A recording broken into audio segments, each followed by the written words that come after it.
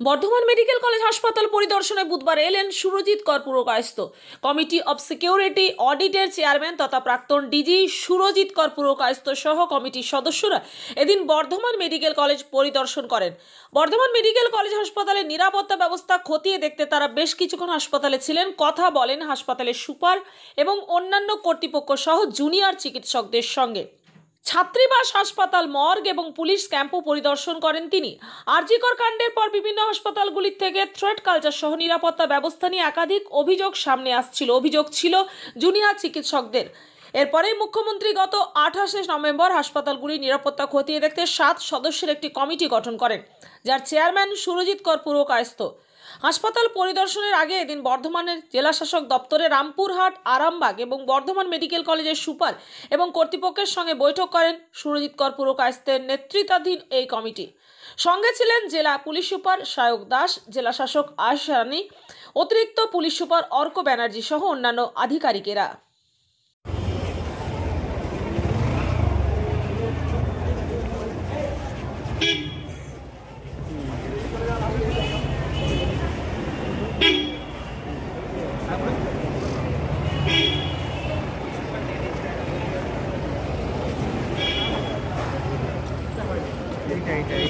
এইটা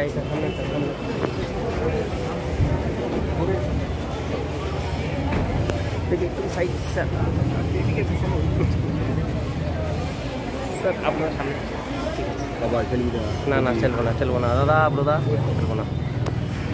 বাকি committee member আটকে গেছে আসতে। গোপাল দা কি করছেন? বাকি কমিটি মেম্বার আটকে গেছে আসতে।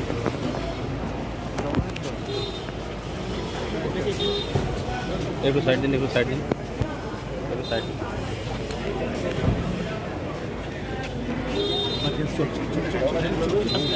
আগে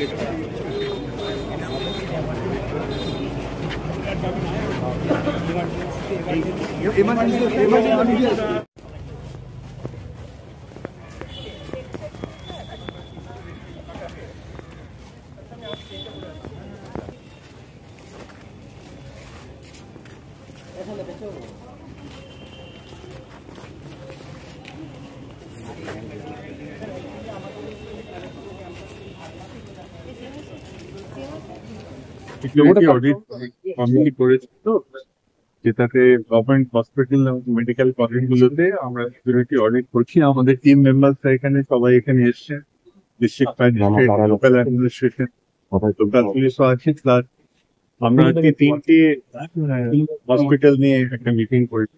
বর্ধমান মেডিকেল কলেজ আছে, রামপুরহাট আছে আর আরামবাগ। তো জেনারেলি তাদের যে সমস্ত ইস্যুস আছে আমরা ডিসকাস করেছি সবার সাথে। তাতে যত স্টেক হোল্ডার আছে, administration plus doctor, junior doctor সবাই এসেছিলেন। তাদের সঙ্গে আমাদের কথাবার্তা হয়েছে ইনফরমেশন, এবং আমরা অডিট পয়েন্ট অফ ভিউ থেকে ইভ্যালুয়েট করার জন্য এখানে এসেছি, সেটা করছি। এখন আমরা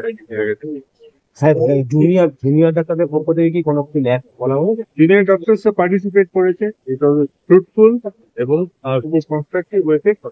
আপনি তো স্যার নিজে পরিদর্শন করছেন নিরাপত্তা বিষয়ে, ওটাই তো, এটা তো এখন তো অডিট রিভিউ করার মানে রিভিউ হয়েছে। রিভিউ মূলত কি বিষয়ের উপর জোর হবে, আলোচনা হবে? আরো কি সিসিটিভি অনেকগুলো বন্ধ রয়েছে বলে অভিযোগ, সেগুলো কি নিরাপত্তা নিয়ে আর মানে সিসিটিভি আরো কি বাড়ানো বা নিরাপত্তা বাড়ানোর বিষয়টা যা ছিল সব ঠিক আছে একদম। যারা জুনিয়র ডাক্তার ছিলেন তারা স্যাটিসফাইড? একদম স্যাটিসফাইড। আজকে বর্ধমান ডিএম ম্যাজিস্ট্রেট অফিসে মূলত স্টেট লেভেল যে সেই অডিট কমিটির একটি নোডাল মিটিং ছিল। 3টে মেডিকেল কলেজের দেখ আমি কোথায় ধরেছি ভাই ছিলেন বর্ধমান, আরামবাগ তার সংক্রান্ত বিষয়ে কি প্রোগ্রেস হয়েছে সেই নিয়ে কলেজের অথরিটির লোকজন, প্রিন্সিপালরা, এমএসডিসিরা নিজেদের বক্তব্য পাওয়ার পয়েন্ট প্রেজেন্টেশনের মাধ্যমে পেশ করেছেন। জুনিয়রদের মধ্যে থেকে আমরা জুনিয়র ডাক্তার পড়ুয়া, ইউজি পড়ুয়া যারা ছিল তাদের বক্তব্য কী কোন জায়গায় কী রেকমেন্ডেশন আছে, কোন জায়গায় নিরাপত্তা আরও শক্তিশালী করা যায়, এই বিষয়ে আমাদের মতামত জানিয়েছি। এবং স্টেটের তরফে, রাজ্য সরকারের তরফে সুরজিৎ পুরকায়স্থ স্যার ছাড়া অন্যান্য যারা ছিলেন বর্তমানে ডিএম ছিলেন, এসপিএম ছিলেন, তারাও তাদের সুচিন্তিত মতামত দিয়েছেন। তারপরে ওনারা এখন বর্তমান মেডিকেল কলেজের হসপিটাল চত্বরটি একটু পরিদর্শন করেন। আপনারা যে নিরাপত্তা ব্যবস্থা করা চাইছেন, কোথায় ধরেছি ভাই দেখ, এখনো পর্যন্ত রাখতে পারছি না। কাজ ঠিক করবে হ্যাঁ, কাজ চলছে, কিন্তু কাজ মানে রাজ্য সরকারের তরফে আমরা দেখেছি সুপ্রিম কোর্টে যে এফিডেভিট জমা দেওয়া হয়েছে যে 90% 99% কাজ সম্পূর্ণ হয়ে গেছে, সেটা সত্যি নয়। তবে কাজ যে শুরু হয়নি এমনটাও নয়, কাজ চলছে, আমরা দেখতে পাচ্ছি কাজ চলছে। আর আজকে কি কিছু জানালেন নাকি যে এই না, নতুন করে কিছু পরিকল্পনার কথা বলেননি, সেই সংক্রান্ত আলোচনা হয়। হ্যাঁ, আমাদের কি